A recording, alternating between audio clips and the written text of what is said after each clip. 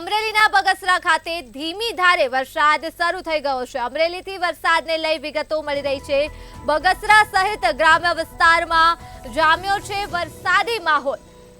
તો સાપર, સુરાવડ સહિતના ગામોમાં વરસાદે આગમન કર્યું છે। વરસાદ વરસતાની સાથે જ ખેડૂતોમાં ખુશીની લહેર જોવા મળી છે।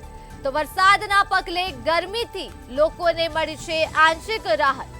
અમરેલીના બગસરામાં ધીમી ધારે વરસાદ શરૂ થઈ ગયો છે અને બગસરા સહિત ગ્રામ્ય વિસ્તારમાં વરસાદી માહોલ જામ્યો છે। તો સાપર અને સુરાવડ સહિતના ગ્રામ્ય વિસ્તારોમાં વરસાદ વરસ્યો છે। વરસાદ વરસતા જ ખેડૂતોમાં ખુશીની લહેર જોવા મળી છે। તો વરસાદના પગલે ગરમીમાંથી લોકોને આંશિક રાહત મળી ગઈ છે।